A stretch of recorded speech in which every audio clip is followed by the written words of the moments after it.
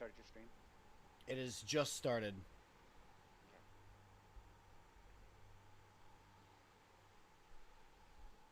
It says you're offline. Yep, it should show up soon.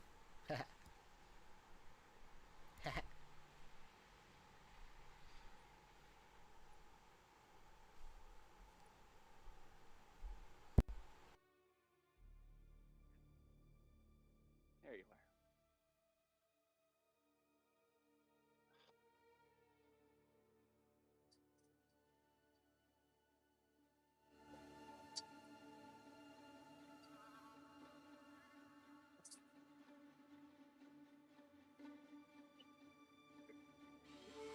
$32 seconds. 32 seconds.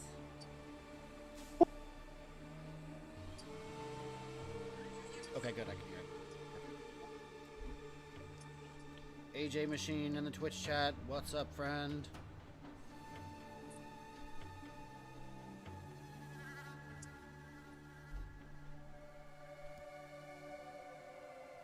Hi, I'm Jonathan Rogers, Game Director on Path of Exile 2, and welcome to GGG Live. We have a huge amount of stuff to share today, so it's going to be a good one. Twitch drops are enabled on today's livestream, so you'll be able to claim the Red Queen's font hideout decoration by following the instructions below. Okay, so with that out of the way, time to roll the trailer for Path of Exile 2, Return of the Ancients. Those in darkness once lay dormant, now return. You will earn drops just for watching, by the way.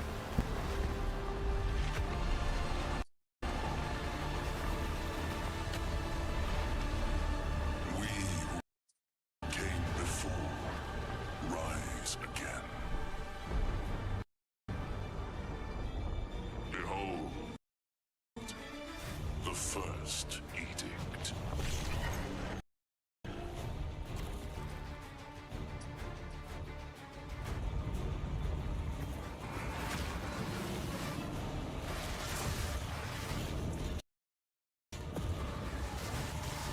Whoa.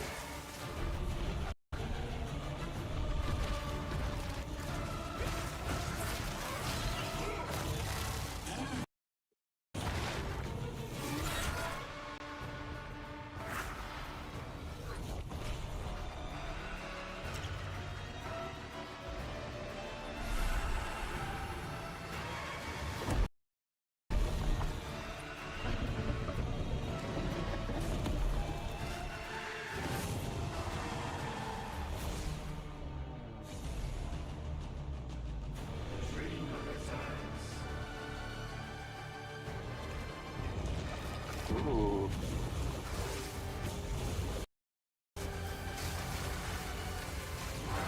We become one.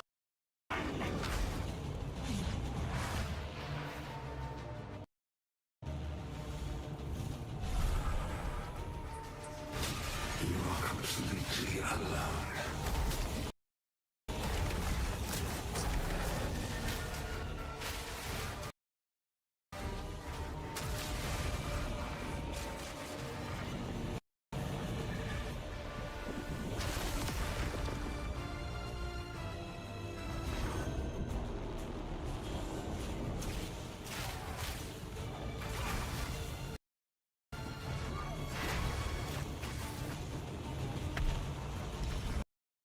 Remain loyal to the king.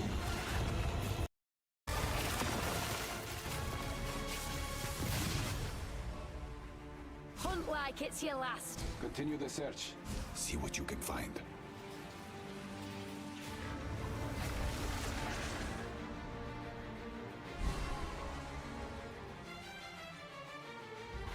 Listen, door. Now see how your story ends.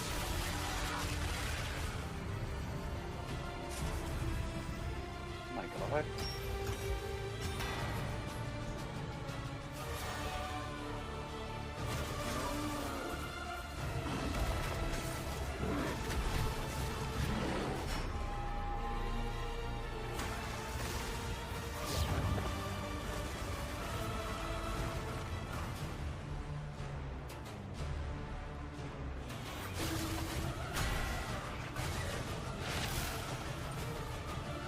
My goodness, I'm already excited. To face us is to face oblivion. That looks like a lot.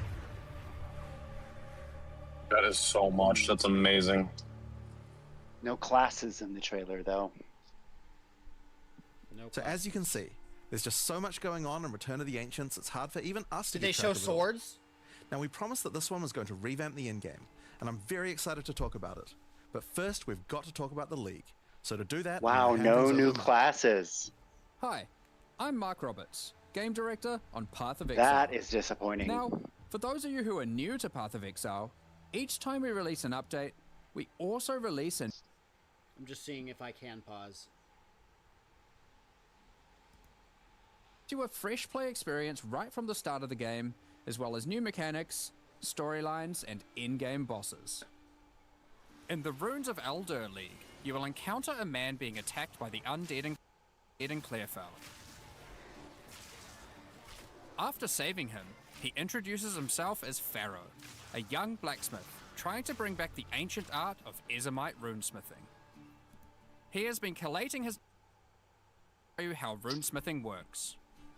By inscribing symbols on these ancient Ezomite remnants, you can create all manner of old magics. Unfortunately, on doing so, the corpses of the nearby undead are revived and infused with some of the latent power, making for a difficult fight.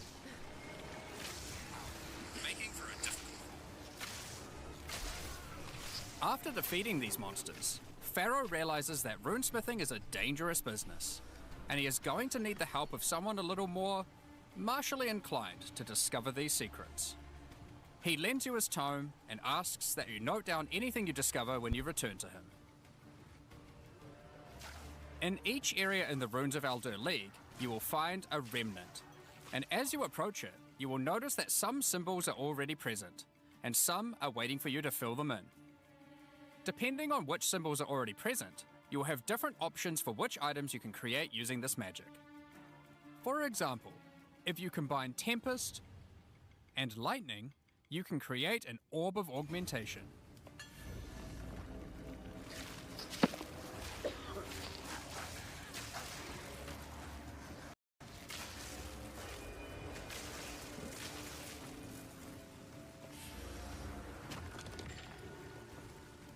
But be careful.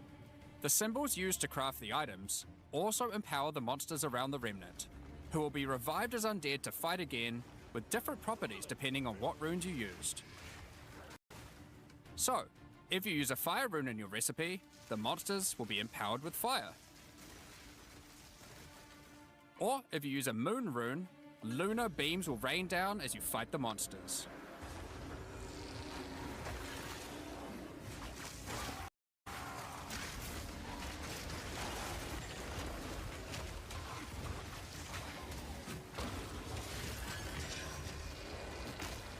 After the fight, break the remnant to receive the item you crafted. As you get higher level, you will start to find remnants with more slots for more runes, allowing you to craft rarer items. As the number of slots increases though, more waves of monsters will be added, with each wave being empowered by more and more of the runes.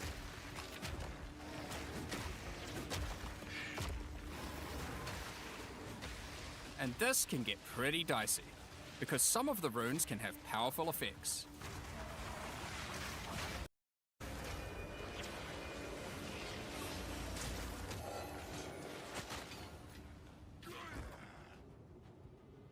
Like the Oath rune, which will cause one monster to be nominated as a leader, spawning waves of minions.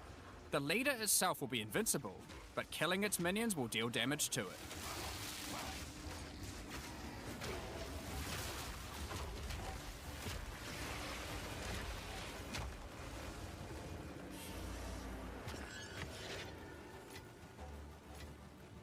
Some recipes can get pretty large, requiring 6,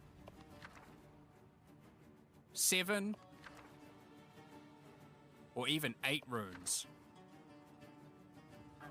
But don't worry, you won't have to remember them. Pharaoh's runecrafting book will record all the options, allowing you to simply pick which one you want to craft, given the existing runes that are already on the remnant. To expand your knowledge and to allow you to craft more items, Pharaoh has asked that you keep an eye out for signs of runic magic around Rayclast. He wants to document anything you find in order to rediscover the secrets of Ezomite runesmiths of old. The first of these can be found in Ogham, and reveals to you an ancient secret, buried deep underground. The runic magic which the Ezomites believe to be their own is actually of Kalguran origin.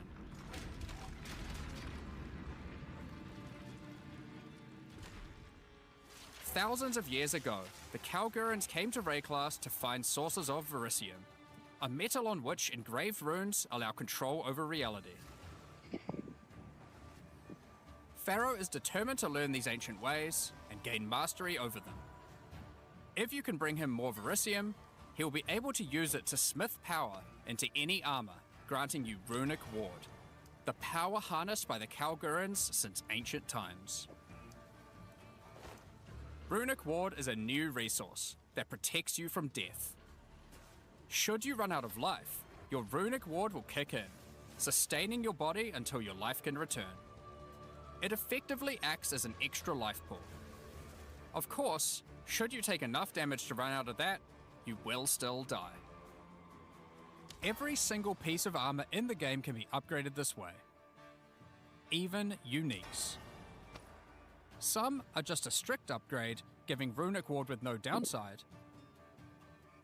Others are more extreme, sacrificing defenses to get a much larger amount of runic ward.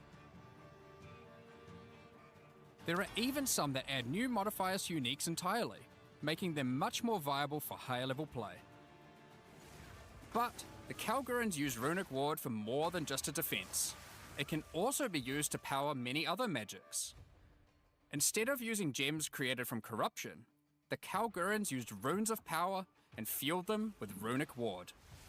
Many of the options available from remnant crafting are new types of Kalguran skills that exclusively spend runic ward to wreak havoc. An example is Triskelion Cascade. Using it will cause your next spell to be triggered multiple times in a Triskelion pattern. You can use it with skills like Ice Nova that you cast from yourself,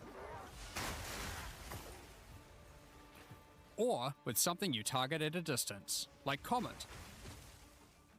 There are also skills to modify existing effects using runic magic, like Frost Flame Nova. Using this skill on a pack of burning enemies will transform the Ignite into Frostfire, both burning them and building up freeze at the same time.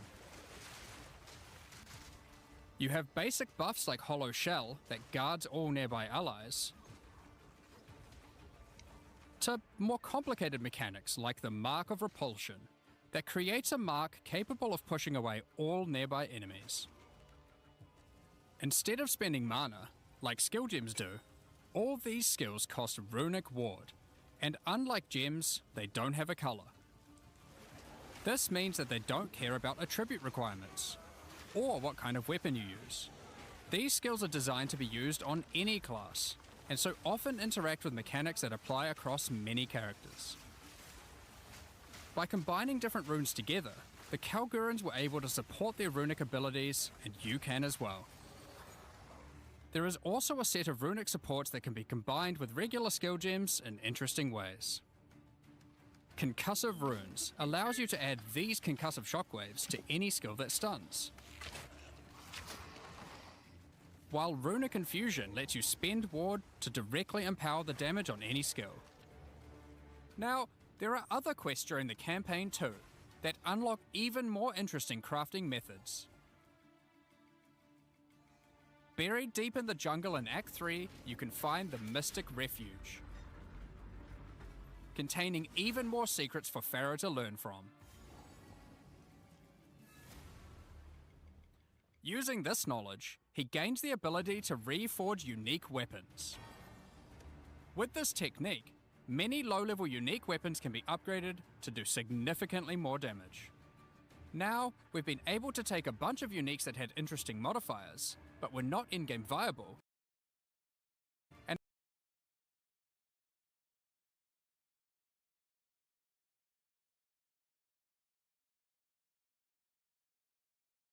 a new unique, which when runeforged can get one of several different outcomes.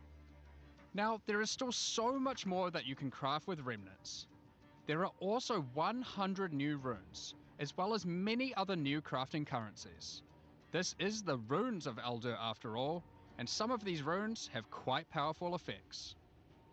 For example, this elemental conversion rune will convert all the existing mods on a non-unique weapon from one element to another. Using it, you could combine a weapon with all 3 elemental damage mods into a single element, making a weapon with massive amounts of cold damage. There is also a rune that lets you destroy your rune sockets to turn them into a dual socket on your item.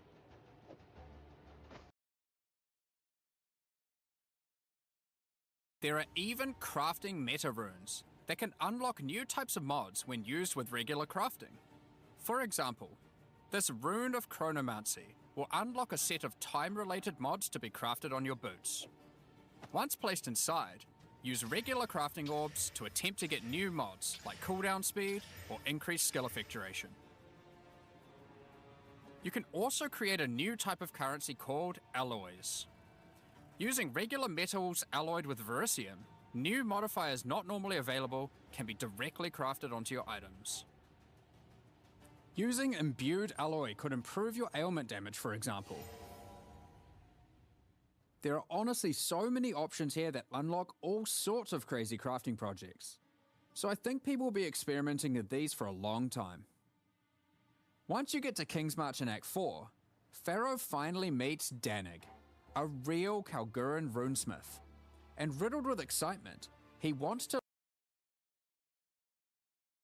I'm just seeing if I can pause it, sorry. ...expeditions that Cannot. Danig has been leading. With the ancient knowledge that Pharaoh brings to the table, the Kalguran expeditions that Danig has been going on will change significantly. For those of you who haven't played it, the Expedition League mechanic involves carefully placing explosives, uncovering the buried dead, and recovering verisium from them.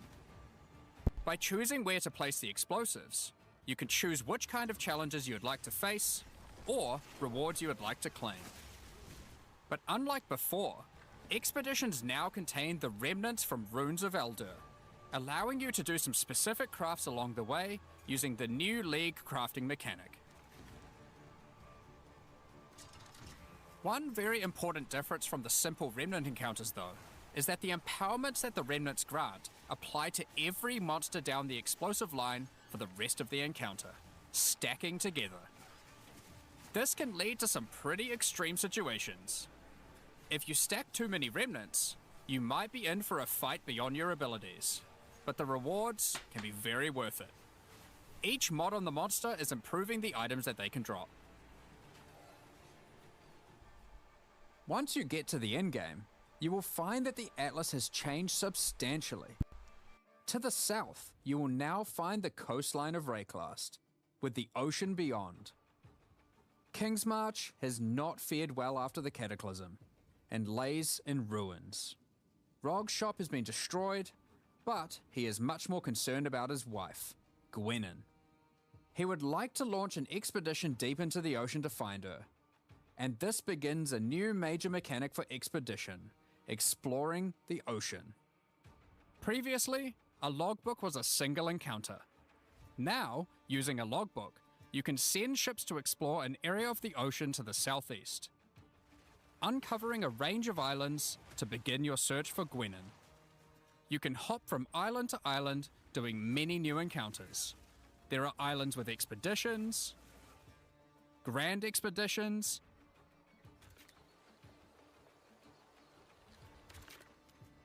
new bosses, and all sorts of other unique things to find.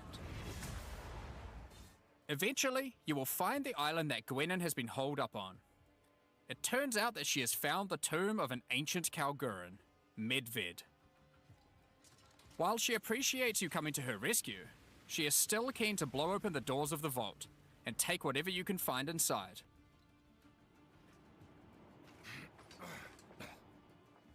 It's just a can't wait shame to that jump in that Medved isn't as dead as you previously assumed.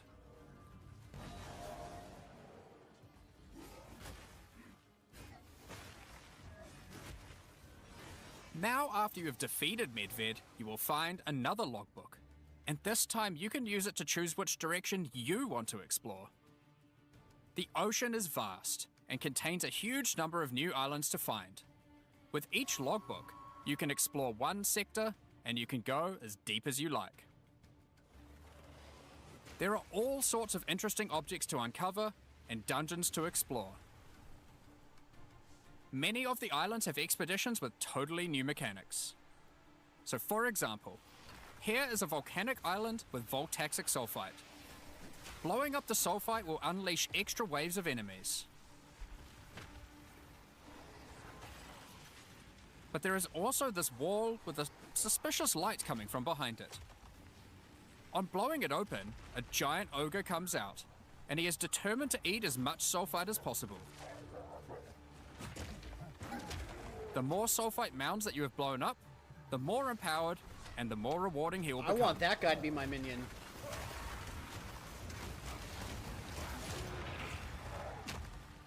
These islands contain all sorts of little secrets that you can find and blow up.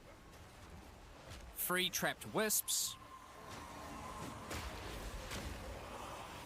blow open root doors, even raise ancient precursor technology. And of course, more bosses. There are more and further vaults to blow up, and one of them in particular is pretty important. The Tomb of Uhtred, the Star Drinker. Star Drinker?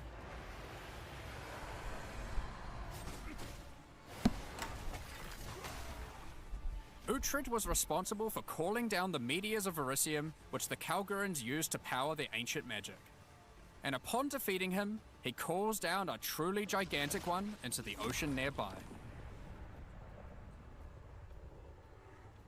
On visiting it, you find that it is shrouded by a strange energy emanating from the Verisium core of the meteor within. There is something growing in there, and it can't be anything good. In order to gain entry, Danig suggests that the Triskelion Flame, an ancient Kalguran artifact that can absorb and cancel the effects of Verisium magic, could be used to enter. But to find it, you will need to locate the Tomb of Olroth, leader of the Knights of the Sun. Defeat him and gain access to whatever eldritch nightmare is growing inside. Now, we're not going to spoil the boss, but one thing you should know is that the Verisium that makes up the core of the meteor is of a quality that has not been available for millennia. Oh! Bringing this to Pharaoh and Danig should allow them to forge some objects of power, the creation of which has been lost to time. So that's the League, and there is a lot going on. To sum all that up, there is a new encounter with over 30 new monster types and over 30 new rune modifiers to enhance them. You can create more than 100 new runes to craft your gear, as well as dozens of other new currency items. And there are new quests added to the campaign to unlock even more new crafting options. Rune forging armors, upgrading uniques, dozens of new Kalguran skills and supports, tons of new islands to discover by exploring the ocean, 5 new bosses, including a new pinnacle boss, and a bunch of new uniques to top it off. But there is still a ton more to come. It's time to talk about the massive changes to the endgame. But for that, I'll hand it back to Jonathan.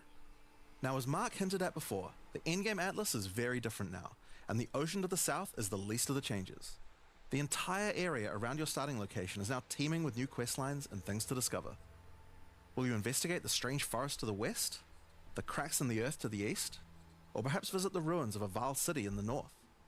The atlas now has fixed points of interest at specific locations, giving you specific objectives that are easy to find. Like before though, no matter which objective you choose, going to towers to see what's out there is always a good idea. The first time you do that, though, something new happens. The earth shakes, Oh, what's this? and a gigantic fortress rises from the earth. A remnant of the ancient precursor civilization. That's good.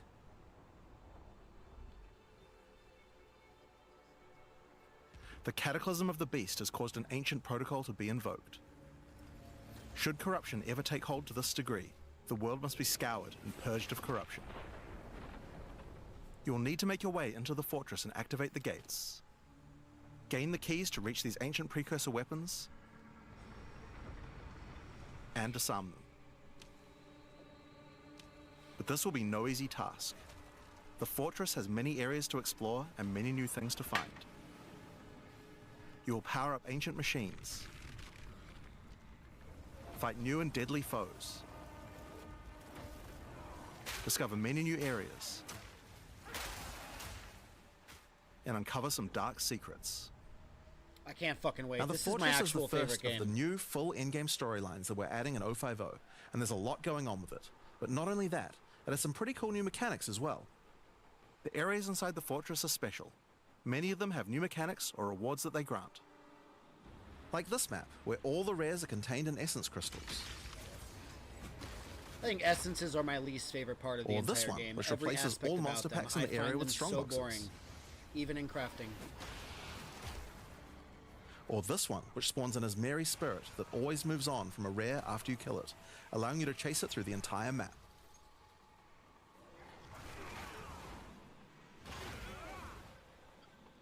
I could take or leave essences. I think they're so boring. Like, even when I see a monster, you have to stop what you're Now, doing. just like the normal to areas of the interact Atlas, with you'll need and to fight use the it map boss of each area to complete the map. But to unlike a open the normal map, essence to the kill the ones in the monster. fortress It's each just- contain I don't know, it precursor just nodes seems like after the a- boss, and activating these nodes will give you points If I to the had new to and complain improved about one Atlas thing, it'd passive be tree. that. Because I don't have a lot to complain about for this game. I just don't. Now, we had an Atlas passive tree before, but it was one of the areas of the endgame that just wasn't up to scratch. The Atlas tree now works quite a lot differently. What? We have significantly upgraded the kind of mechanics that you can find on the Atlas tree. Like this one, that gives a chance to make rogue exiles you fight retreat from combat Why would you want them to run away? and move to an adjacent map. Oh. Before you fight them again, they'll upgrade their gear and come back with a grudge this time. They get better. They get smarter. There are also a lot of That's nodes cool. that combine They get mechanics together wiser. in new ways. Like this one, which lets Asmeri They get spirits upgrades. possess strongboxes. All the regular Strong monsters that boxes come have out of them also are touched been by the famously spirit, boring. and the rares are all possessed, giving you some incredible loot potential. Well, that's good. That's good.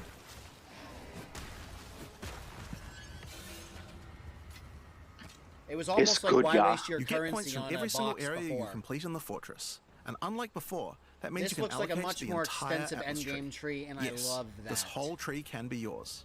Yes. This change is pretty important, Why since it would you allows us want to to be able limit to create anything? many You types of want bonuses everything. that we wouldn't have been able to Wow. create before. Like this one, which gives a chance for cities to be invaded by another faction, and can I'm even already allow it to obsessed contain with the two game and faction it's not even out leaders, yet. allowing I you to know, get I'm two already crisis playing. factions. If we'd done this kind of No, thing you're in the not. old tree, we would have wanted to spec into it before running a city map, then unspec This is out so of it. We gotta cool. beat for everything Diablo else. real quick for this With game. full allocation, we can have cool bonuses like these. We're gonna beat it already. Obviously, we still I want know, to we're ensure already you almost choices done to now. define your in-game We're already Atlas almost build. done with Diablo. So many nodes in the Atlas tree Yo, are now chill. multi-choice. Everyone will get the node. We got Which Nah, we're bonus not you choose almost to done, use is but- up to you. 2.5 Oh no, I'm weeks. not really Do you want almost your done, powerful AJ. I boss was just maps to doing that contain for a more clip. I'm essences, definitely clipping that summoning one part. circles, or rogue exiles. Don't worry, you calm down. You calm unusual down your things. silly little head. I love Diablo too. So, for I example, like on this both node you can games choose. a lot. Do you want to give a This chance is for the shrines to most instead be unpopular given to the map opinion. boss in the I area? play making them more Diablo challenging real but quick, dropping special get it loot? over with, and then I take my time on Path of Exile too. Would you rather give That's a just chance the to way be I given play a the shrine buff games. before I have entering boss 2,000 arenas, hours making on for an easier Diablo. I fight? have 2,500 hours on Path of Exile too. I love both of these games a lot. I think I remember Now, I could you probably having nerd out about cool stuff 2,400 in the tree all day. in Diablo We should 4 and probably get back to the 2,200 in Now, Pro2. one of the really important Uh, things we wanted to do was make it so I that know all it's the boss more fights in in the P2 in-game are now for accessible Pro2 with a for quest sure. line. That means that to fight the Arbiter of Ash for the first time, you don't Or need to get maybe lucky you to have find more the in keys. Pro2. They'll That be in might fixed be what it locations, was. and there's a quest to get them. We'll But the check when I Arbiter of log Ash on is next. no longer Absolutely. the pinnacle of Path of Exile 2. For that, I know you'll need to you travel have to like the 2 very or 300 center of the more hours fortress. on Path of Exile 2 than you do Diablo 4, and I was An like, incredible oh, it's the challenge better awaits game, you haha, should you because of choose to that. go there. Yes. After the But you might be storyline, right you about still that. We'll unlock have to see. keys for pinnacle bosses in the usual way, exploring the Oh, world and pinnacle finding the bosses, here keys we go. required to get to them. I But we have added a lot more hate interesting things to doing find out there as citadels. well. I hate There are them. now all sorts of mechanics I that can hate that spawn you on have maps to in the do it wilderness. exactly the For right example, way. some maps or might you spawn as a kinda rogue waste exile it. hunting ground, Like if you don't containing multiple make it rogue super exiles fucking who are hard there and to give hunt yourself rare beasts. half of a revive, You might come you upon them won't in the get middle 3 of a fight and be fragments able and to you've take out wasted both it. of them. Or a map of champions that makes all the natural inhabitants of the area into magic monsters. Or this one that causes all shrines in the area to release as merry spirits when used. Once you have explored and found your keys, you can return to fight the pinnacle in the fortress again. But this version of him will be harder, and not only that, he will have new unique rewards as well.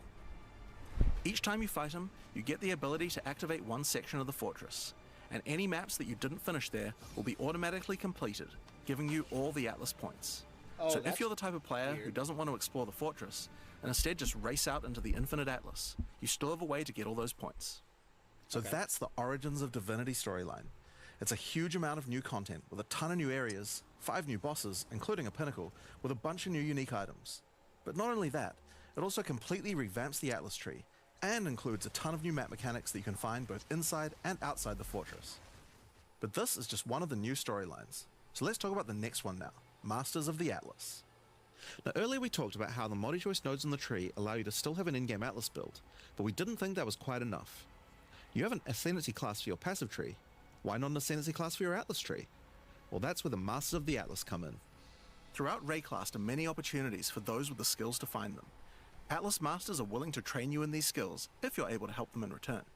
One such master is Jado, a member of the Order of the Jinn, an organization that secures powerful artifacts to prevent them from falling into the wrong hands. Jado will send you on missions to investigate strange occurrences on the Atlas and recover the artifacts causing them. And for each one you recover, he will gain more trust in you and teach you more ways of the Order of the Jinn. At level Warehouse 1, you 13, could choose yo. to massively increase the chance What's for that? rare and unique chests. Or make it so Warehouse that all 13. map bosses drop an additional unique item. What's Warehouse It is 13? a Or show make from the corrupted Sci-Fi waystones Network, have an additional and the whole modifier. concept was going around But finding at the cost artifacts of making them from send you to a history that were totally causing unknown them up. location. Oh, okay. It was really cool. Yeah, blame the artifacts, not the people using them. Classic. Each mission you complete for Jado will unlock Exactly. another row of abilities, and The give you another point to artifact allocate, made me letting you kill choose all how you those want to people. specialize. It was the artifact. But there are other masters too. For example, Hilda. Hilda is a member of a guild of monster hunters. She will send you on missions to assassinate specific deadly creatures around Rayclast and harvest their parts. In exchange, she will teach you her monster hunting skills, like this one, which adds a 25% chance to upgrade any map boss to a powerful version. Or this one, which makes Upgrade his Marian any spirits map no boss longer to a possess rare powerful monsters, version? making them go for the unique Cool. bosses in Sounds the area real good. instead. You might notice that many of the effects on these are both upsides and downsides. So Hilda, for example, can make it so that you only get one attempt when fighting pinnacle bosses. But in exchange for that, they always drop 2 uniques. Because of that, we wanted it to be easy to swap between them depending on what you're doing. As you unlock each master, they will appear on the side of the screen. Simply click whichever one you want to use to run the map, and all the bonuses you have selected for that master will be activated. This allows you to have a few different strategies that you can quickly pick between, depending on what you're running at the moment. Now, one thing that's been pretty obvious is that the endgame leagues we created when launching Early Access in 010 were not really up to the standard of the leagues we did since then. Fate of the Vaal and Rise of the Abyssal just have a lot more going on than Delirium or Expedition, for example. We wanted to do a serious upgrade to all of these mechanics before we do our 1.0 release, and so that's what we've done. All 4 of the leagues we launched in Early Access have been upgraded with not only new quest lines, but new mechanics, new crafting systems, new uniques, and new pinnacle bosses. One of the really important changes we made to all the leagues is that you can now find them on the Atlas in specific locations, and each one has a quest line that will lead you there to being able to complete the league, along with its Atlas tree and its pinnacle boss. This is true even for the leagues that we didn't do major redesigns to, so let's use Abyss as an example. When you first encounter one in the endgame, you'll get a quest that leads you to the east, where you will find these mega abyss cracks in the earth leading away from the Well of Souls. All the maps along the cracks will contain abysses with special properties, and mapping along these cracks will close the Atlas scale abysses, giving you points for the Abyss Atlas tree. At the end of each Atlas abyss, you'll find an Abyssal Depths, with the boss fight for one of the Abyssal factions, giving you a guaranteed way to fight them. And after completing all 3, you'll get a key for the Well of Souls, allowing you to fight the Vessel of Kulamak.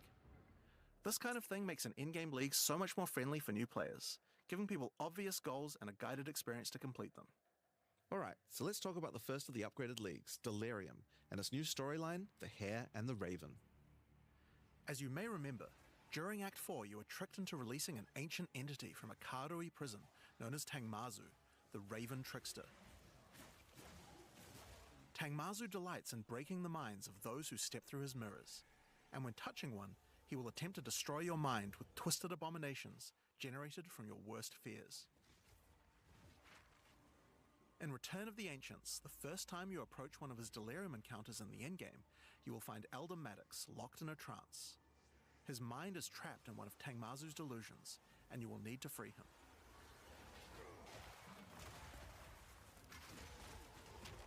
Once free, Elder Maddox demands that as you caused this problem, you should put it right. He asks you to travel west to the Withered Willow, the location he believes that Tangmazu first gained his powers. But be careful. As you travel there, the Raven Trickster will attempt to break your mind.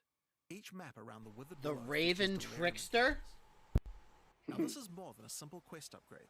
The mechanic of delirium has been overhauled and expanded. At the bottom of the screen, there is now a bar that indicates how deep into delirium you are. You can see which direction leads deeper by looking at the fog, and the deeper you go, the more challenges you will face. By looking at the bar, you can see how long you have until the delirium ends. And you can also see special encounters that you will face if you're able to go deep enough into the fog. At the end of the bar is always the boss of the map, but we now have a variety of other encounters that you might find as you explore the horrors of your own mind. For example, you might encounter a purple mirror shard that when shattered will cause all the enemies to become more nightmarish. After hitting this, you'll notice the delirium demons are enhanced, significantly more powerful, larger, and scarier in general, along with more rewards. Or should you encounter a red mirror shard, you'll be sent into the depths of your mind.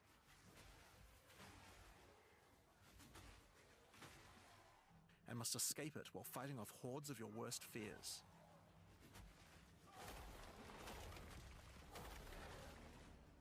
If you are able to do so, you will gain a powerful amulet with 2 instilled notables on it. Once you reach the Withered Willow, Elder Maddox discovers that a shard of the mirror is missing.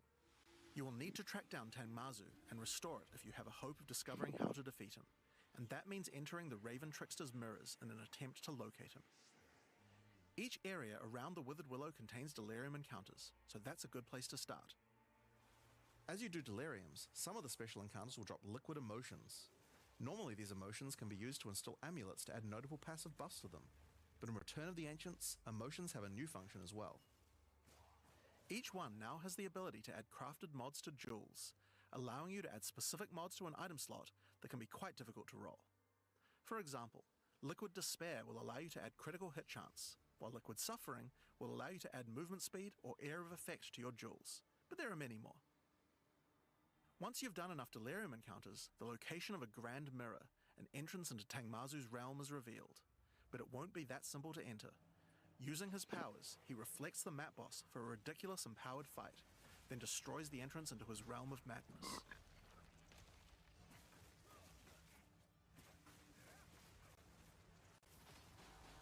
In order to find him now, you'll need to let the insanity fully into your mind. A strange fruit is left behind which you can consume to fully embrace the madness in an attempt to reach the Raven Trickster's realm. Consuming the fruit will cover an entire area of the Atlas and fog, and every map you do in the fog will get progressively harder and harder as you explore the deeper reaches of your mind. At some point you enter a new layer. A simulacrum of your memories, twisted and perverted by the Raven Trickster. Should you be able to complete the simulacrum, Tangmazu will believe that you are worthy of a true challenge, and will let you take the remaining shard of his mirror, allowing you to enter his realm of madness back at the Withered Willow. If you dare to face him, it will be a fearsome challenge.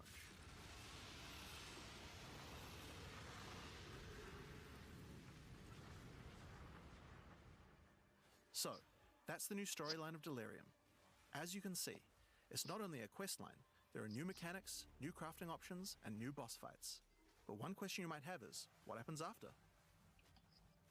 Well, once you've completed the story, grand mirrors will start appearing on the Atlas sometimes after completing Delirium encounters. After doing the grand mirror, you can select where on the Atlas you want to do your fruit-induced drug trip and get another key to fight Tangmazu. But this time, the fight will be quite a bit harder, and not only that, the fight will be able to drop a bunch of new uniques that were not available in the questline version. We'll show some of those later. After doing a grand mirror, the decision of where to spread the fog can be important, because there are some potent emotions that only come from certain map bosses affected by Delirium this way. Like all emotions, they can craft special mods onto jewels, but these potent emotions can create mods that you can't get any other way. So for example, potent liquid melancholy is an emotion that can only come from human bosses, and allows you to add a variety of on-hit effects. Also, you might want to try instilling amulets with these emotions. They could have some interesting effects, with some powerful notables your cold.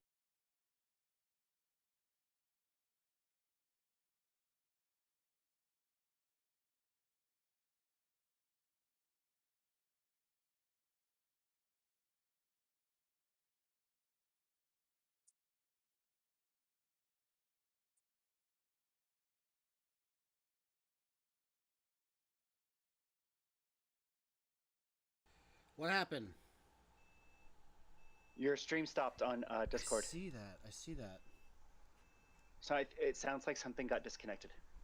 It does. It does. I heard the disconnect noise.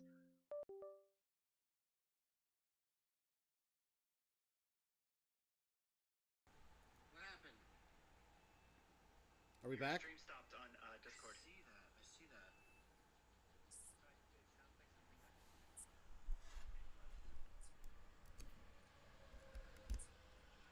Working to get it back on. Sorry, everybody.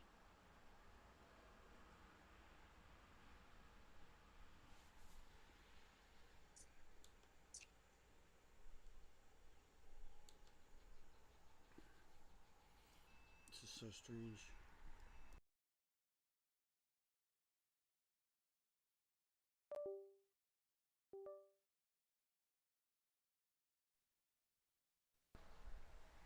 Okay. Let's get Discord connected again.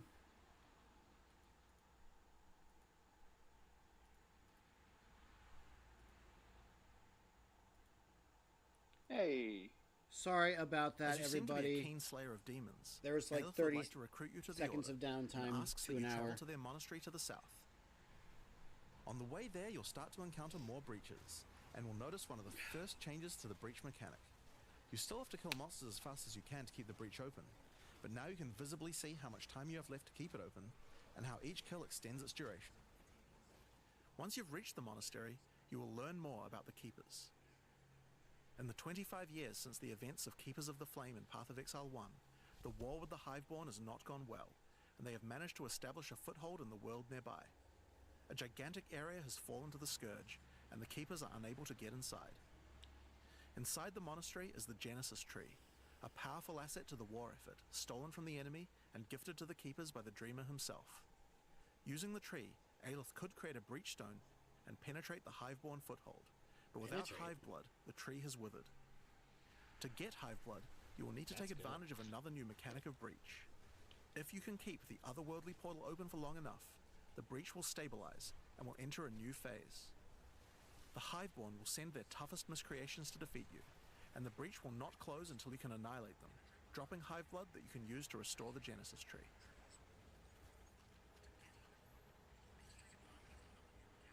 In some cases, you may even attract one of the deadliest foes the Hiveborn can offer, a Marshal of Zesht. These monsters also drop womb gifts, and if you take these to the Genesis Tree, they can be used to craft items to help you in the war against the Hiveborn. Given that 25 years have passed since the beginning of the war, the tree has grown and withered many times, but with each cycle it learns and expands its abilities. That When you looks first like the open Whisper Genesis tree. you will notice these holes Nice. in which you can place your womb gifts. Each womb gift can be used to create a different type of jewelry. The similarities are astounding. So for example, you can place this Diablo doesn't own magic tree, trees. and it will give birth to a random rare amulet. No, they don't. But the Genesis tree is capable of much more. As you continue to feed the tree, its branches will regenerate and allow you more and more control over what kind of items it will birth. So for example, this branch of the tree will allow you to control which base types of amulets can be birthed.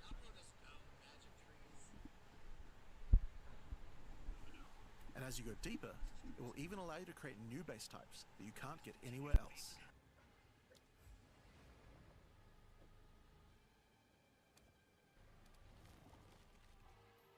Like this one, which gives you an entire spirit skill for free. Or this one, which has a rune socket in it.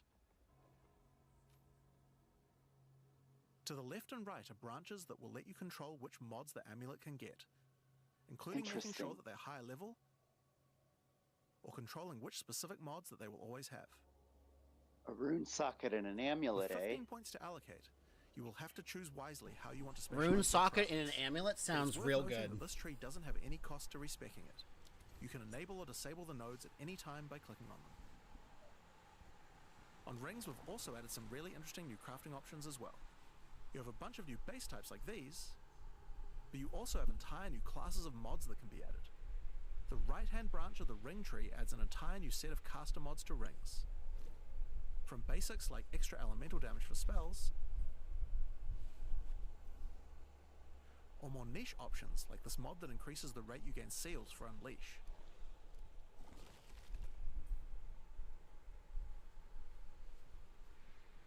And on the left-hand side, you can unlock an entire new set of mods for minion characters. This stuff is actually pretty important. Because Michael, you're casting not gonna and get minion drops builds if don't you're have not many viewing the slots stream, for by the way. interesting item crafting compared to attack builds. The Genesis tree narrows that gap. There are What's also up? trees for belts. You have to watch my stream to get in-game I won't go into rewards. Too much here, but there are all sorts of goodies in these too, like being able to create new catalysts for jewels, In-game rewards? Yeah, drops are on. or a belt that gives lightning damage.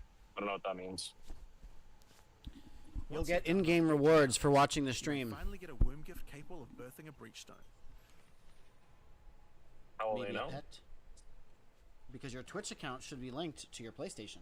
As and long you can as it then use is, on the Hiveborn you will incursion. get the rewards. What other rewards?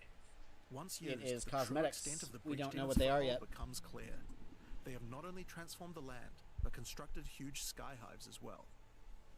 When you enter the outskirts of their realm, you will discover breach hives. Using the power of the Keepers of the Flame, these otherworldly structures can be burned away when walking through them. But for each one destroyed, more of the hive will attack when you attempt to purge the hive. Purge the hive. Alright, y'all, we can be more silly now, guys. I don't really care as much. Encounters are particularly rewarding for womb gifts, so you'll want to do as many of these as you can. But your real goal are the sky hives deeper into the domain. Or just be quiet. These twisted creations are securing the demon's entry into our world. Inside the very center are the Breach Lords Tool and Ash, and you will need to defeat them if you want to get rid of the foothold once and for all. Now, once you've completed the questline version, there is still more to do. You will find other breach domains on the Atlas randomly in your travels. For each one, you will need to find a breach stone, I think breaches are like my favorite things in this destroy game. the sky hives, I just wish they felt more like a reason to. Well, And defeat the breach breach rings and lords. breach splinters are pretty, valuable loot. and doing these encounters is what will give you access to fight Zesh, I just wish there was the another existing reason breach to wanna pinnacle do them. boss, which you can access by communing with the Dreamer himself inside the monastery. While completing the questline for Breach, you will also be gaining points for the Breach Atlas tree, and there are a lot of cool new options here. This node will cause breach hives to spawn outside of the Hiveborn domains on the Atlas. And this one will give Aelith additional abilities that you can use while attacking a hive. You Like attack this that one, hive. which causes all Hiveborn in the next wave to be magic, drastically increasing their difficulty in exchange for way more items. There are also nodes that allow you to control your rewards, like this one, which adds a set of new lineage supports to the Marshal of Zesht. Or this one, which lets you control which womb gifts you will get. There's also some nodes that affect the Genesis tree, like this one which will cause Zesh to drop his head, which when returned to the Genesis tree will grow a grasping orchid on the side of it. You'll have Oh, to hello experiment to there, find out what Mr. this thing's good for. Uncertified. Putting rings on its fingers seems to make it happy. So that's a rundown of what you can expect from the new Breach questline. There's a new stabilization mechanic for breaches, Uncertified professional. Yes, you are. and hiveborn incursions on the Atlas. But you also have a huge new crafting system and new bosses as well. Alright, so let's talk about the Rite of the Nameless storyline next. When you first complete a ritual in the endgame, Aoife, a lost spirit, will appear. She appears to need your help, but isn't able to communicate more than a few words, beckoning you to come to the Wildwood. Like the other leagues, Ritual now has a place on the Atlas to call home. The Wildwood can be found to the west. When you first arrive there, Aoife's spirit will guide you in, where you will discover that inside the Wildwood, spirits can take physical form. Aoife has been bound to this place by the King in the Mists, and requests that you free her, but in order to do so, you will need her body, currently in possession of the King. To reclaim it, you will need to gain an audience with him.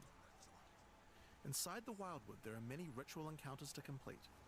Like before, in each area, triggering rituals will resurrect the nearby bound monsters to attack you, and killing the monsters will give you tribute. In addition, each ritual you do in the area will add the monsters from the previous ritual, making the encounters much more challenging the more rituals you complete. Once you've completed them, spend your tribute to get items. Now, an important change to the rewards of Ritual is that all the items in the reward window are now uniques or omens, making Thank this God. league's rewards much more valuable than before. Absolutely, thank In God. order to gain an audience with the Nameless King, you need to sacrifice tribute. I avoided rituals so much. I know you could get lucky with them, and you could make good money with them, but I found them so boring. Once you have enough tribute for an audience, return to the Wildwood to divine his location with the I Nameless really Shrine. didn't do them either. Rituals and This location essences will be are revealed were very in the boring. Wildwood, and you will need to make your way to him, kill him, and get Aoife's body. Using her body, you can attempt to release her spirit, but this is when you learn about the true threat of the League. The Wildwood is built on top of an ancient prison. The King in the Mists didn't gain his power out of nowhere. He was granted it by an ancient being of darkness known as the Bodark, and the Nameless King's use of this power has been causing the prison to weaken. In order to prevent the Bodark from entering the world, a champion will need to enter its prison and beat him back, but those with a name are unable to survive there. In order to do so, you will need to transfer your name to another with a new mechanic in the Ritual League, the Rite of the Nameless. The rite will begin in a nearby What's forest. this? At first, it appears to be a regular ritual encounter, but that will soon change. The final ritual of the area will include the map boss, and defeating him will give you a piece of the effigy onto which you will transfer your name. But the ritual is still not complete. Once the map boss is defeated, the Atlas will open, and you will need to pick another adjacent map to continue the ritual. During the rite, each adjacent map will have different rewards to tempt you. So for example, if you go in this direction, you gain significantly more tribute. But if you go in this direction, the uniques in the reward window will turn into currency instead. You can also sometimes get offered What happens? specific They items try to that will be deal added as deliver to the rewards. wrong house again? So in this case, you'll have to choose if you want to get 5 Chaos Orbs or a Mage Blood. A difficult decision, I'm sure. Now, as this is one continuous ritual, the encounters in the next map Where won't is she? start from scratch. They contain all the monsters that were gathered from the rituals of the previous map as well, making them harder and harder. And that includes the map boss too. You will need to defeat both map bosses in the final encounter for your next effigy piece. Which way are It you still gonna doesn't go? end there. Pick another map, another reward, and add another map boss to continue until the ritual of the Nameless is complete. It will take 5 maps in all, and will be an Good incredible luck, challenge. Peb. But once complete, you can return to the Wildwood to perform the final rite. Transfer your name to the effigy, adorn the crown of the Nameless King, and enter the prison. Now of course, once the Pinnacle boss is complete, the League doesn't end there. As you do rituals on the Atlas, you can continue to give tribute to the King in the Mists for another audience.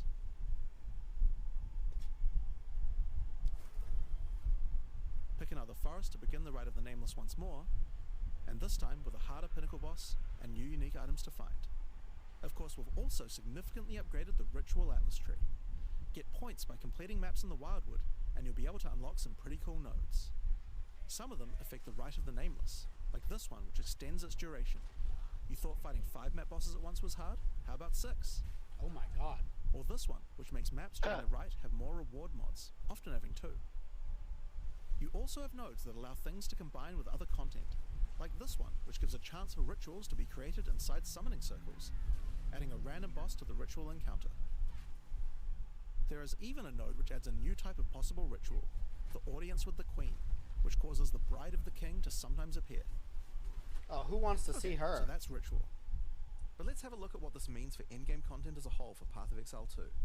When you include the Fuck her. expedition changes made by the League, we have a total of 5 new in-game storylines, each of which has a hub, crafting systems, areas to explore, NPCs, and a pinnacle boss as a capstone. Not to mention the Masters of the Atlas storyline as well. But more importantly, you now have immediate quests as soon as you arrive at the endgame, and goals with obvious progressions that you can see how to finish.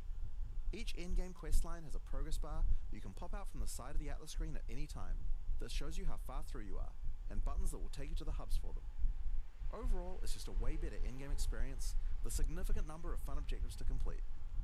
But just in case you didn't have enough goals, we did have one other thing that you might want to complete this league. These are called challenge leagues after all. Where are all the challenges? Well, players of Path of Exile 1 will be used to the fact that each league comes with a series of challenges that you can complete in order to prove that you are indeed the best. We haven't done these yet in Path of Exile 2, but it's time to change that. Oh? If you're able to complete them, you'll earn pieces of the Knight of Alder armor set. Opening the challenge screen will show you a series of 8 challenges. There's After challenges to completing each one, complete? That's kind of anyone cool. in chat or in the forums will be able to see your prowess. In addition, you'll get a statue You to can put see in your how hideout good showing somebody anyone is you by trade what with they've done. how many challenges you've completed. You'll earn the first piece of the armor set after doing 2 challenges, and the full armor set after completing all 8. So that covers all Wow. the content you'll encounter in Return of the Ancients. But what about some new tools to fight against these new pinnacles with? Well, we also have some new Ascendancy classes as well, but to introduce them, I'll hand you guys back to Mark.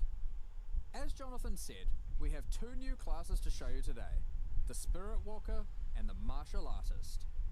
Let's start with the Huntress's new class, the Spirit Walker.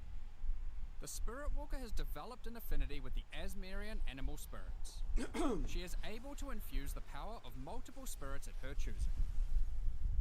On the bottom part of the class you will find paths for each wisp you would like to commune with, be they primal, vivid, or wild.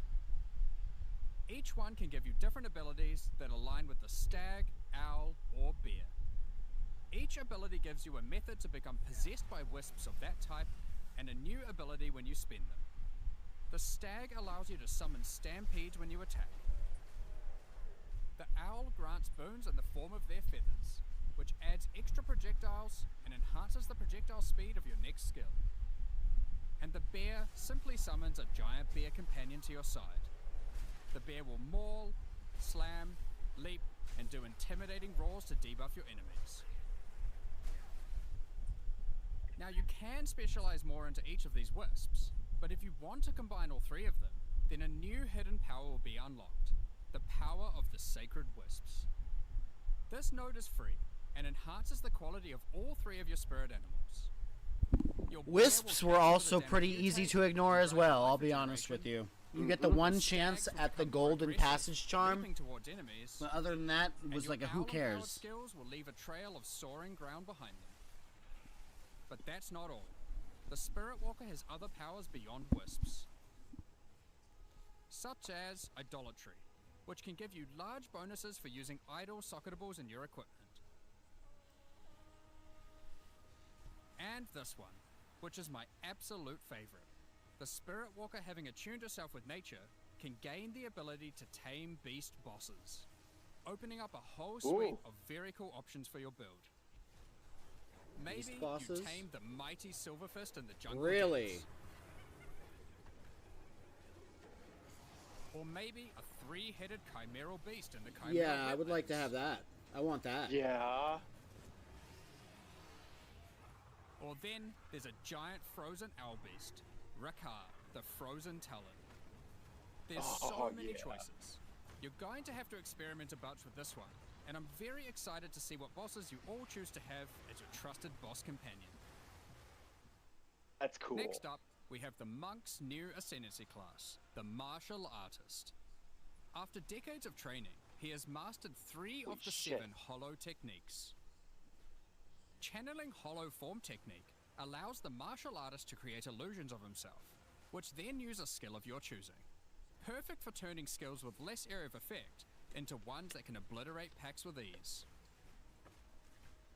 Whoa. Should you find yourself overly vulnerable while channeling, you might want to take Way of the Mountain, which causes you to be covered in stone when you immobilize enemies, mitigating large amounts of damage. This can even enhance your attacks too. By hardening your weapon in stone, you can deal even more damage.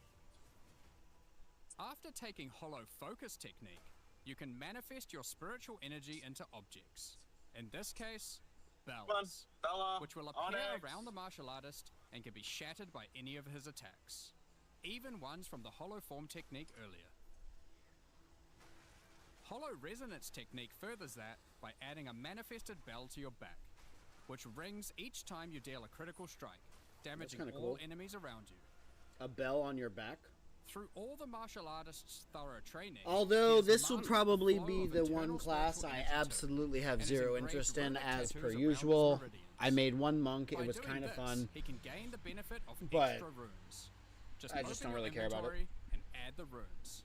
There is one that counts as a helmet, 2 as a body armor, 1 Well, as that's gloves, kinda and cool. 1 as boots. Finally, your hands, the ultimate expression of a master of the martial arts. Taking Way of the Stone Fist will cause your gloves to become a new base type when equipped. Each modifier on the original pair of gloves has an equivalent, more powerful, and more impactful modifier. For example, these gloves add some physical damage, cold damage, lightning damage, some resistances, and life gain on hit. Now, when I equip these, they become literal fists of stone, and not only grant me a bunch more evasion and energy shield, they now also grant a lot more damage, some maximum Holy fuck. resistances, and a significantly higher amount of life gained on hitting enemies. With all the different rune combinations you could do, and the different modifiers and gloves, there's a ton of different build options, and we're looking forward to seeing what you can come up with. Now, with so many new bosses in Return of the Ancients, Yes, of let's see course we want these. to have a huge number of unique rewards. There are some pretty cool things in here, so we wanted to show you a few of them. Twisted Empyrean is a 2-handed mace made from the purest of Verisium, combined with the beast's corruption. It converts all of your mace's skills fire damage to cold, and visually does so too, turning your volcanic fissures into glacial ones. This mace cool. also comes with its own built-in skill, Starborn Onslaught. Using Glory, you can leap backwards, throwing your mace at the ground, creating Verisium fissures, before calling behind it a storm of cold metallic bolts from the stratosphere. Next, we have Eventide Petals, an amulet that not only grants runic ward, but also comes with its own reservation skill, Midnight Zenith. This skill causes your critical hits to grant Arctic petals that hover around you. Arctic petals. Once you have acquired enough of these petals, they will be consumed, creating a floral ice crystal near an enemy. Then, Floral destroy ice that crystal? to do devastating cold damage to everything around it. The Raven's Flock is a staff perfect for minion characters. Maybe not that one. Not only does it grant spirit reservation efficiency and minion damage, Yes, it also yes. allows minions to Ooh. inflict grueling madness on hit, slowing enemies and making Evan. all other slows on them more powerful for maximum crowd control. Grueling Madness sounds real good. That's not where this item shines though. It grants a skill called Spiraling Conspiracy. This skill causes a flock of ravens to circle you, dealing damage over time to anything near them. Killing enemies, or just by standing near unique enemies, causes the flock to grow, getting larger and larger. For your PoE1 players, you can think of this just like a Raven Righteous Fire. That's not all, however. These ravens are also minions, so they fully scale with minion damage and come with their own command skill, Mad That's Flight. good. This command skill causes your flock to create a tunnel of deathly damage. Literally, it looks like my between the warlock set of right now illusory with mirrors, Terror Swarm. obliterating anything in between.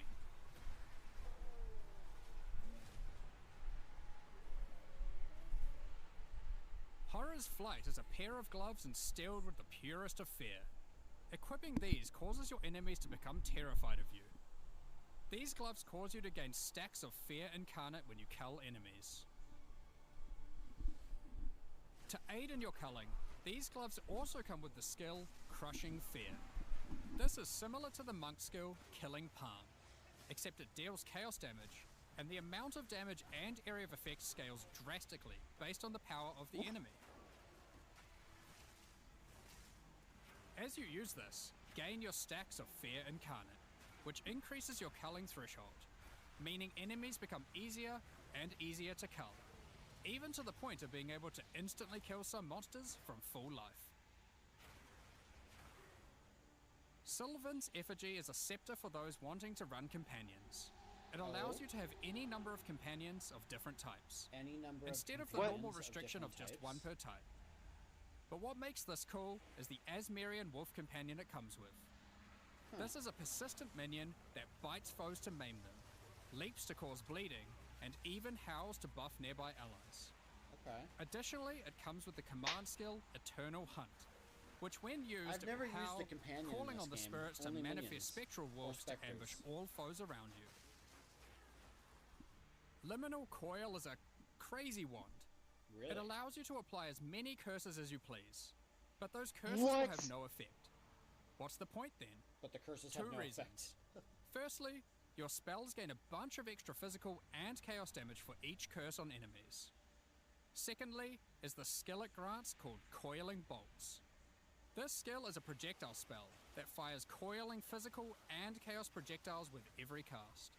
What makes this skill truly special though, is that it will split and chain through every cursed enemy, causing an absolute ruckus.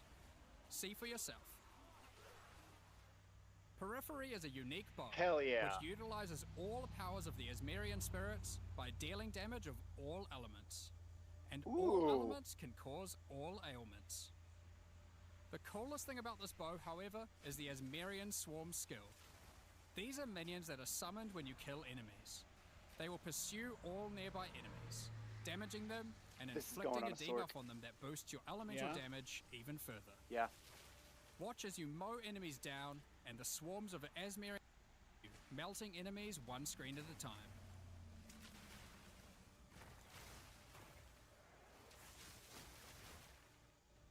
The Ordained is a new spear, mastering in physical and lightning damage, with high critical strike chance too. This spear allows you to leech life not only from physical damage, but lightning too. It also creates a fragment of divinity nearby periodically. What are those? Well, this spear has the skill Righteous Descent, which is an epic divine leap. Wow, with that's cool. angelic wings. Well, that If you just use looks the like skill what I'm when a doing fragment in of divinity is nearby, it will Diablo become 4 right now with my empowered, paladin. dealing An significant angelic damage, leap? That gaining sounds massive cool. area of effect, and bypassing its cooldown. When fighting a boss, let a bunch of the fragments spawn, and then just unleash your divine havoc, obliterating them. Looks like a Last, paladin. but not least, we have a new unique jewel, Voices. Voices, is unique sapphire. It consumes one jewel slot. Grants to add 2 more. jewel sockets. There are versions that add 2 jewel slots, 3 jewel slots, and for those So who it are consumes absurdly 1 slot lucky to add or 2. rich, one with 4 jewel slots. Equip it, and notice the slots appear next to your character's portrait in the center. That's fucking What? cool. One of the things we are concerned about is how long it takes for experienced players to replay through the game in each new league. Yes, As we learned yes. from Path of Exile 1, one I'm of almost the things there. that can really help is having elements in the campaign that tell you where to go, if you know what to look for. We'll cover just one example per act for act, but there are many more than just these. For example, Hunting Grounds in Act 1 is a large, sparse area. containing multiple entrances and landmark encounters. Yeah, it's confusing as Here's shit. an example of some of the changes we've made here. Finding the ritual encounter in this area isn't too difficult. Now, after completing it, a trail of locusts will lead to the entrance to Freythorn. Just follow it and find the source of the evil. Oh, that's good. You may also find corpses of dead animals, killed and pecked at by the crowbell. Ew. You'll notice a trail of blood leading away from them. Follow the trail and it will lead directly to the boss. We even put a signpost on the road to tell you which way to go to find Ogham Village. In Act 2, in the Mastodon Badlands, That you place. find the Lightless Caverns and track down More the hours have been wasted on the Now first to the act, I Exile. think, In the level in you'll what the find fuck these do I do, tracks. than Just follow anywhere them, else in the game. and it will take you right to their lair, allowing you to find and unlock the Well of Souls. User error? Yeah, absolutely. In Act 3, the jungle areas have camps of explorers to sell you items. However, they are now even more useful. By talking to the explorers, they will point towards the next area. Not only that, but it will also reveal it on the minimap, so you can know exactly where to go. These are just some examples. We plan to do more and more of these over time in order to streamline the experience. Now, as this is an in-game expansion, it makes sense that we would work on Atlas QOL. We've added a search box that updates live as you type. Have a specific map you want to run? Now they will be much easier to find. Okay. If there are multiple maps, That's hitting good. enter will move you from map to map. Now, making a character build in Path of Exile 2 can be pretty complex. And instead of designing a build yourself, many players enjoy following online build guides. We have a pretty awesome community that has built many tools over the years for designing builds, but we wanted to improve the experience of following them. So, we are introducing a new build guide system directly into the game client. Here's how it works. Community creators who write build guides can now create a new file format, a build file. You just copy Once and paste it and you have their build? builds Is that what they're appear doing? in the in-game client. Oh? And selecting That's one what will the- show you everything that's you need what to the know fuck they're to make doing. that build. So you can see all the passives you need to allocate, ascendancy points you need to take, skill gems you need to equip, and recommendations for all the support gems you need to use as well. For items, the build designer can specify which uniques to use in each slot, or if needed, just add some notes to the item slot to say what kind of item you need. In fact, build creators can add notes to just about any of these areas, allowing them to explain different trade-offs in context, or just give more info about how these things should be used. They can also give level ranges to each I element, bet you it'll be allowing really simple recommendations to if change you know over what time. you're doing, Great and for it'll builds take that 2 need to hours respec to figure after out they how to reach a do this certain level. properly. Now, all of this is written in a standardized build format that creators can use, and we imagine that a lot of community build tools will be updated to add support for this format. Now that we have trade market searching built into the in-game client, we have added the ability to price check items you can find more easily. Oh? Control-Alt-clicking an item will now search for it on the trade market. How do you do showing it on the current PlayStation? prices.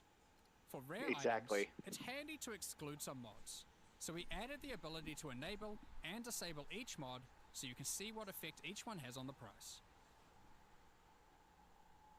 Next up, we're going to be talking about the new supporter packs for Return of the Ancients. Today, we're launching 2 new series of supporter packs, the Blood Reaver and Divinity packs. Each tier contains the pack's full face value in points, alongside several exclusive microtransactions. As always, the microtransactions in these packs are purely cosmetic and do not affect your character's power or progression in any way. The Blood Reaver series of supporter packs contains 6 exclusive microtransactions. Let blood fuel your bloodshed. The Exsanguinator weapon effect draws the blood of enemies you've slain and funnels it into your weapons. Turn the appearance of your endurance, frenzy, and power charges into orbiting globules of blood with the Blood Reaver charges. While your charges are active, These blood orbs will grow in size when you absorb more blood from nearby enemies. There are options to have pure blood charges, or charges that still display which kind of charge they are at their core. A taste for blood doesn't negate a taste for style. Oh. The elite Blood Reaver armor features crimson leathers and golden accents to set yourself apart from uncivilized leeches. It also features a back attachment, fashioned out of the wing of a colossal bat. Alongside every Blood Reaver is their trusted gargoyle pet. In true gargoyle fashion, they take the form of a stone statue when you are idle, leaping into action when you're on the move again. Oh, that's cool. What good is immortality if you don't have a vast mansion to come home to at the end of the day? The Right? Eternal Blood Reaver supporter pack contains the Blood Reaver Manor Hideout. Oh, This that's cool. exquisite two-story estate features an organ, a grand dining table, and cages for your visitors. You can alter the walls to create as many or few rooms as you like. Last but not least, the Servant of the Manor, eternally bound to the Order of the Blood Reavers. This henchman will manage your store, so you can Oh, dear. spend more time spilling blood. That we won't disappoint you. But if we do, you've our permission to beat us most violently. The Divinity Pack series also contains 6 exclusive microtransactions. Call on Divinity to aid you in eluding enemy hits with the Divinity Dodge Roll effect. As you sprint, actual divine lightning wings will form out of your back, leaving a trail of radiance as you engage or escape from combat. For situations that are too dicey, call on the gods above to send down the Storm of Divinity portal to create a safe passage for you to retreat through. Adorn yourself I with have the Knight of purchased a Divinity few armor supporter set, packs. a highly I have revered purchased attire only bestowed to those a deemed few things. I've purchased a few supporter packs. I have purchased multiple things, right? Let me get this fucking game on my PC. Let me get all the things I purchased on PlayStation on my PC. I want to play this game on my PC, but I only have it on PlayStation. I didn't have a PC.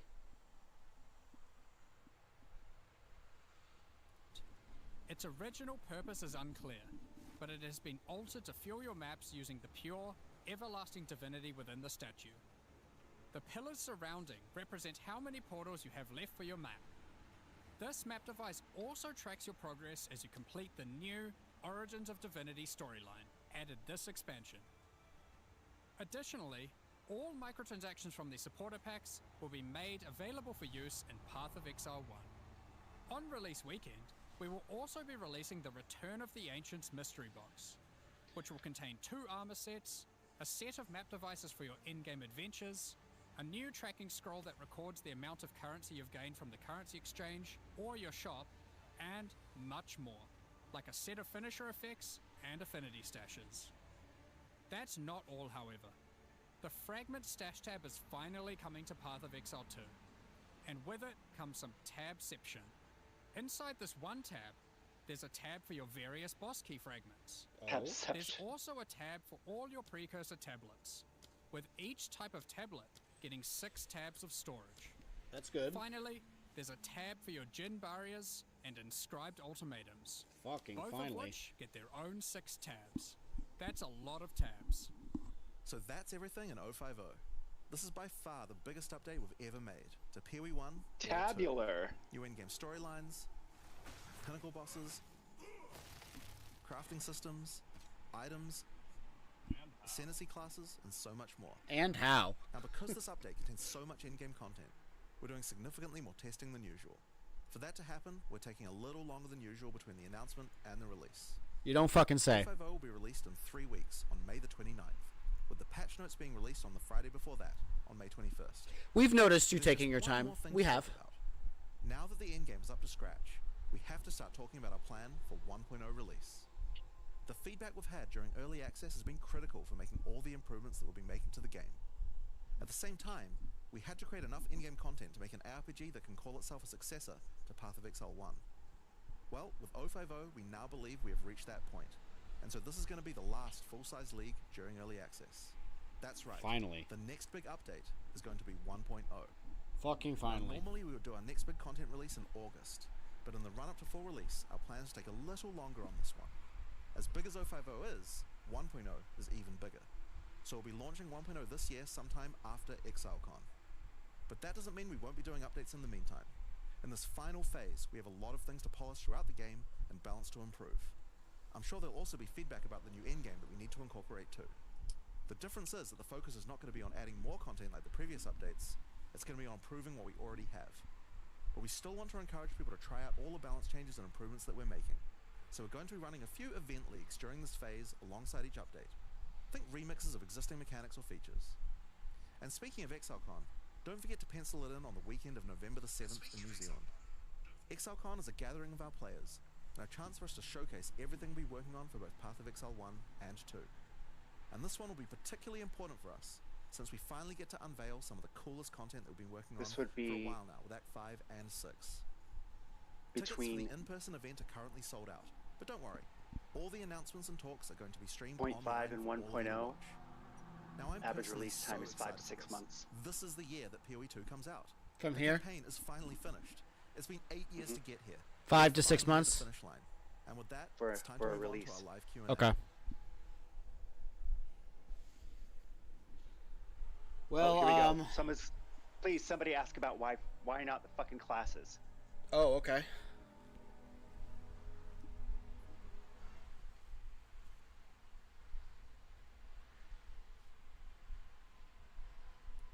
That's on their end, not mine.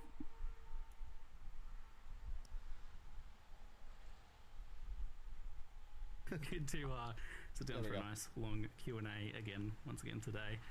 We just had a teaser for Return of the Ancients expansion and its complete overhaul to just every single thing in the endgame, complete endgame overhaul.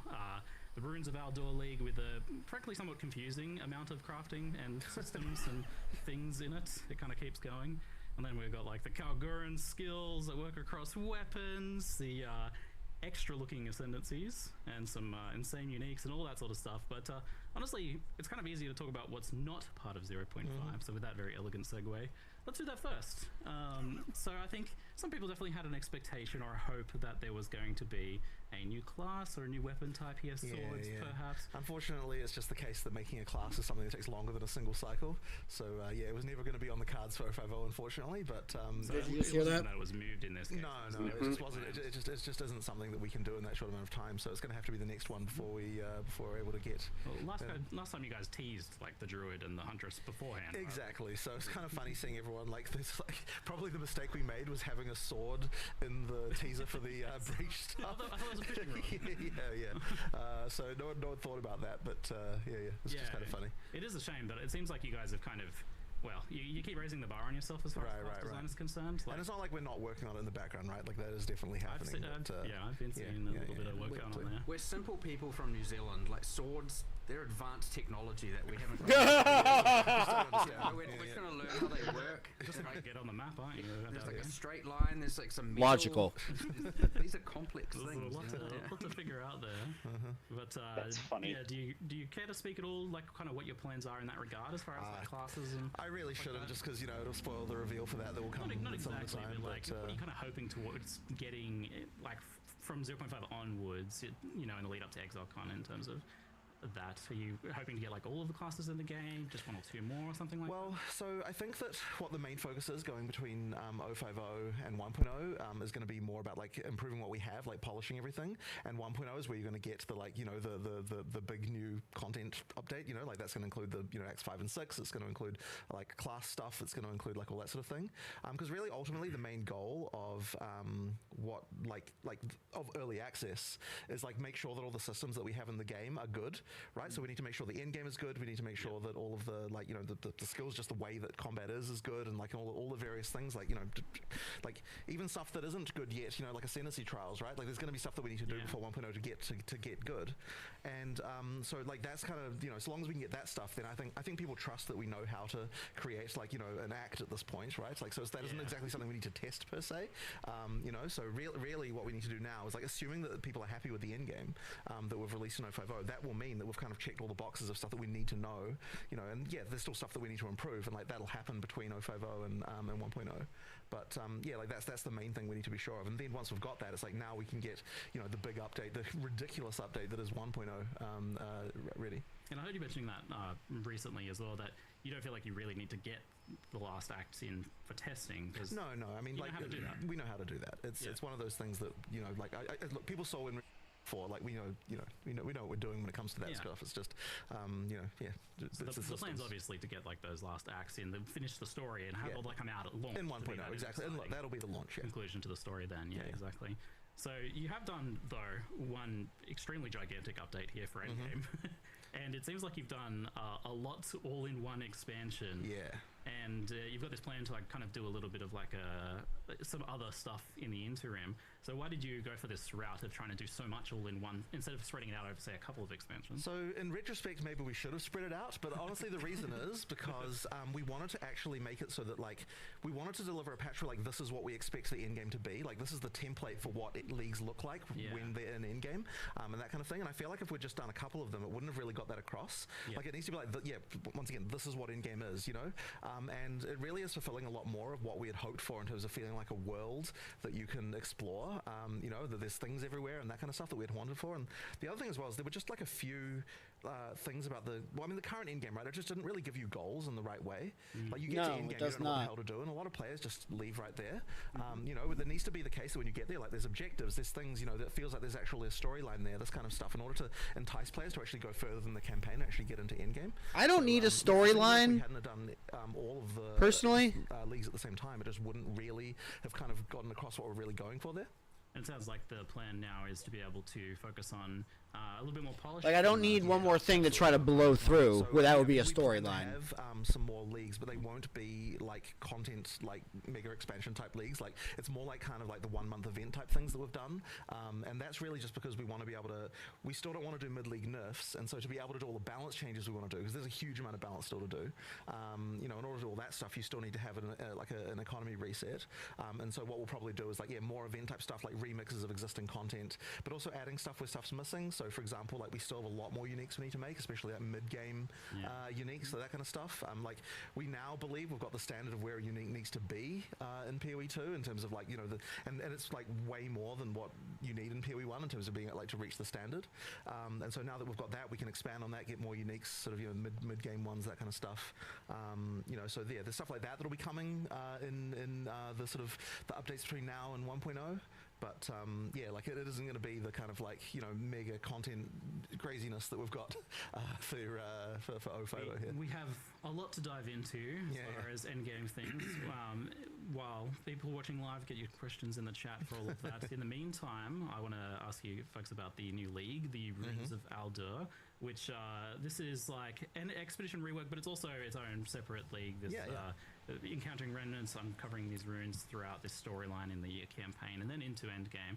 And I was like really like it's a lot. There's a lot of like crafting and items and reward types and systems and stuff going on here. In fact, Jonathan, you showed me this rather unhinged looking spreadsheet. Like I was like, oh, so these are just like random rewards or something. But then you showed me this spreadsheet like that's like the recipes of all how different runes combine together to make different things. Yeah. We probably put too much thought into it than it honestly needed. But like, like we have to make sure that like if it's an iron rune, like what kind of stuff would be creating that, like that's sort of thing. Like the recipes have a lot more structure to them, and I suspect a lot of that players won't even think about. Like they'll just see list pick for item, like that's something I don't really think about. But there is some thought put into that of like what things go to what recipes. One way to look at this is this league has the most spreadsheets we've ever made. Like that's a title line, right? The other day I was looking through all the. We have this gig. It's called like Verisium crafting or something. Yeah. I was looking through all the tabs, and I was like, I was on like the 60th tab, and I was like, the heck is this? I was reading all this stuff, and it said like Mark's ideas, and I was like, I don't remember coming up with any of this. But I did. There's just like pages and pages and pages of crafts and stats and just like honestly, I've lost the plot a little bit with respect to how many just like different things we've made and like it's honestly just been crazy. Idea writing. Some of the rune stuff is like also super bizarre. Like, what's like? I don't even really understand that rune that's got to do with uniques. Like, what's going on with that? It's called Olroth's Legacy. I just adjusted the volume that just into the sound better. YouTube always does that. Izomite and Calgary. It sounds pretty loud on my phone. To destroy the unique, okay, and cool. it takes like one of the mods off of it and creates a unique rune. What? With a slightly modified value sometimes. Feel free to rewind if and you then want you to can see put that everything in the that's same coming item to classes PoE2. of a I don't even know about this. This is kind of the end of the stream. The systems just keep coming out of the There's just so many crazy crafting things going on. But it was kind of like, well, when we were designing the league, we're like, okay, we've got Kalgurans. Like, what kind of crazy crafting and magic systems would Kalgurans have, like, that would be different than the stuff that's going on in Rayclast? And so, you know, their whole magic system is based around like this star metal that they have Verisium, and then they like, you know, like the you know, words give it power and so on. So we're just kind of thinking, we're using that as inspiration for all the different crafting things you have. Blue shapes. Yeah, all the blue runic shapes and everything. So it was just a lot of little nuts on this. Yeah, we went definitely. So there's so many crafting things. Like, in fact, there's even more crafting stuff we had. Like, there were entire crafting benches that we have designed and practically like 80% implemented and then discarded. Like, there's just like a huge amount of that stuff. We can do this or some other way, some exactly. cool way.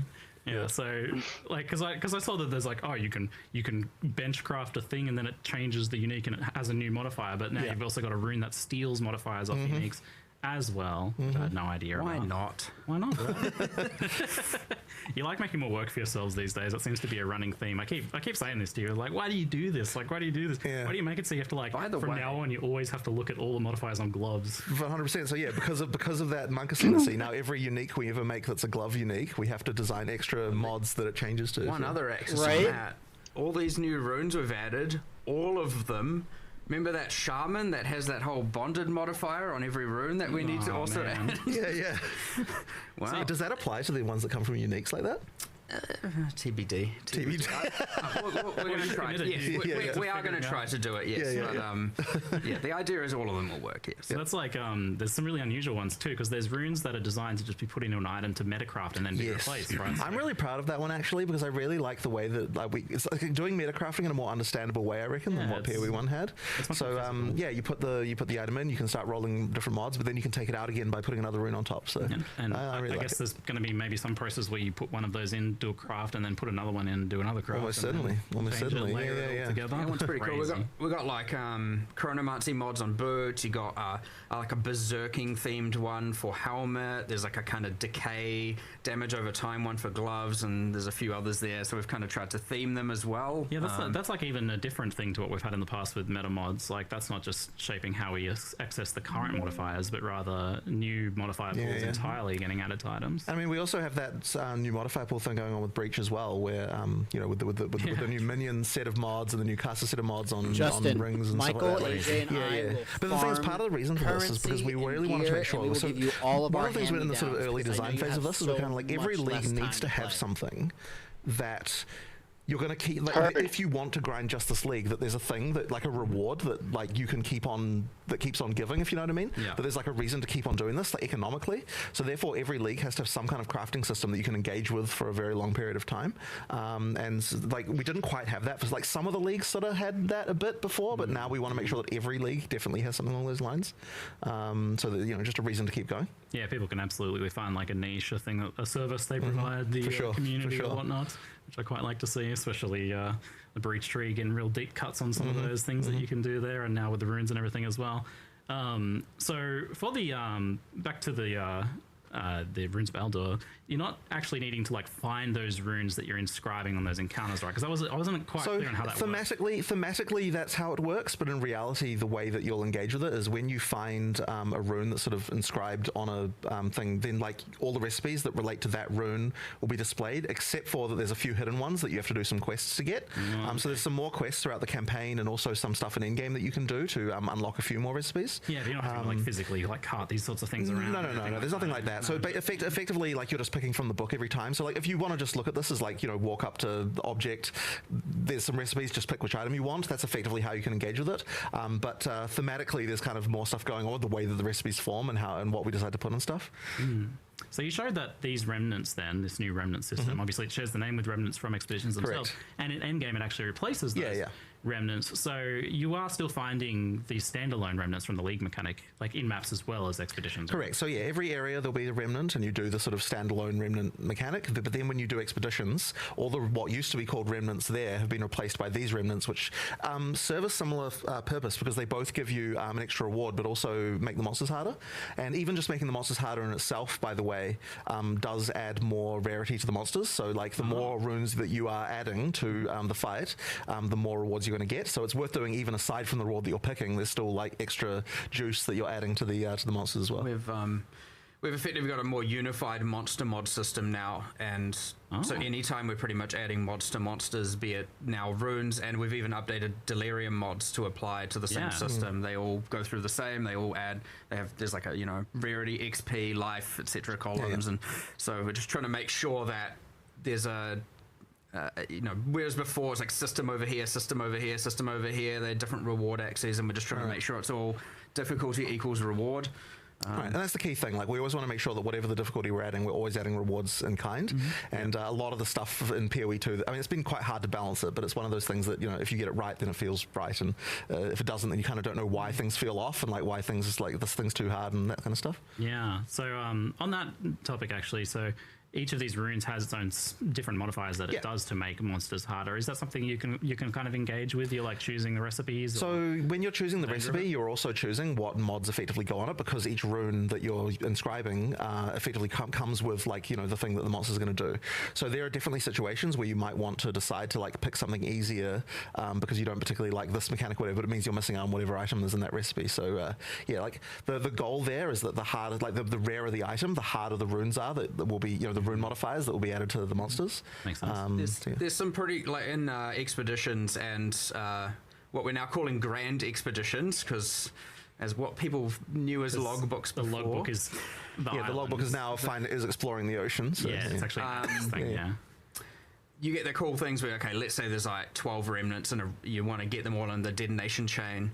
Each remnant you do the fight, and then one of those runes is passed on to be additive with the next. So it doesn't manipulate. So effectively, the monsters have the mods of the remnant, and then all of the next remnant's monsters have one of those runes as well as all the ones they had. So every remnant's harder than the next, getting more and more and more mods. And you can imagine if you go down 12, you can have technically up to 22 extra mods, which you'll note is the reason why we don't display a whole bunch of lines of text on it, and we instead have the bar of actual runic symbols. So you can mouse over those or something, can you? Like to see the modifiers? You were meant to be able to, but probably not right now. There's this thing that we'll do later, which is this pause rework. I'm going to just spoil it now because it's like one of those things that we're going to do. But effectively, the intention for frickin' ages has been, we just haven't had time to do it yet, that when you pause the game, you can mouse over all of the different things and like find out information about them. So the intention would be to like be able to expand all of that stuff, like so look at all buffs and explore like what exact stats they give and that kind of stuff. If you want to do that, we've just been planning on doing it for ages, but we didn't get around to it. But I've been really keen on that. Do note when you the runes do say what they do on the remnant, and when the one that moves on to the next remnant has an extra icon above it. It's not actually moving on all of them, because I was going to say, because it's kind of like each remnant has a lot of modifiers. So it's not. Is it? So let's say you have a remnant with 5 runes. Yeah. One of them will have a symbol above it, and that one forwards onto the next remnant.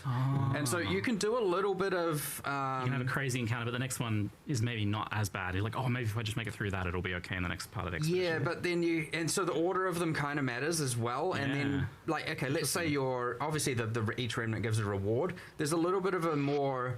If you're a juicer, so to speak, you're going to want to do a thing where you're like, okay, I want to get as many runes as possible. Juicer. And so you want to kind of do things like avoiding overlaps. You want to make sure the last remnant has the most amount of runes, probably. And there's all these like different little things you can think about to try and expedition. Then there is, yes, and it's the kind of thing where people are like, I'm going to try and squeeze the most amount of rewards out of these out. Or if you just want to just go blow up a bunch of stuff, also that's completely fine. On that note, extreme archaeology is still a thing with this new system, then. All right. The giant explosion. Hello. Not We are in watching the direct sense. The live stream of the mean? Poe Not with 2 grand announcement, logbooks. and Evan is Right. streaming. Well, with the regular encounters and maps. Yeah, I believe it's on one of the master nodes. Oh yeah, cool. I need to double check that because I can't be sure, but I believe it is. Yes, we are. Yeah, that was always the thing for regular expedition encounters anyway, right? But like, obviously, you don't want that in a grand expedition because you're just like, well, okay, I'll get 1% of the island, I guess. Yeah, for the regular ones, it should be there. Yeah, awesome. But cool. If it's not, It's funny though. Like there's also a sort of a hidden amount of work that we sort of glossed over there as well in all of the like logbook islands, like what used to be called logbooks, but now the Grand Expedition Islands. Yeah. Like we put a lot of effort into like making a bunch of unique islands with weird shit. Like you know, like every one of them has got like unique things to find and blow up that like are kind of weird. Yeah, so it's not just a bunch of generic maps with expeditions in it. Yeah. They're actually got a lot of effort put into them in terms of, you know, every one of them has 2 to 3 things that only spawn there, that you know that are interesting. So yeah, there's quite a bit there too. Like it's kind of like we didn't want to spoil too many of them because it's quite fun like finding out, oh, maybe this will explode, maybe that'll explode. There's like things like that you can do, but yeah, it's quite a fun one. There's even like there's like special logbooks you can find. Now that a logbook is just you click it to you know, reveal a section of the ocean. Yeah. We have one that you can get that you can turn on, and then when you click, it's all of the islands revealed have extra modifiers on them, like expedition themed modifiers, so like more explosives, more radius, and a whole bunch of stuff like that you can get late game. Yeah, I guess kind of somewhat filling the role of how towers work in the rest of the Atlas as well, but for the islands. Like but an then AoE craft of maps. Well, but then you also have ones that reveal like guarantee, you know, Olroth will be there, for example. So it's like a little bit, which is a way. Because it's getting a little Q&A, kind of boring, you know what I mean? Yeah. Thank you, everybody who has watched. Thank you if you're watching on YouTube hours later. I really hope you enjoyed. Tried not to talk too much over it. We're playing Path of Exile 2 and Diablo 4. If you aren't subscribed, please do. Happy that you're here. And I will see you later.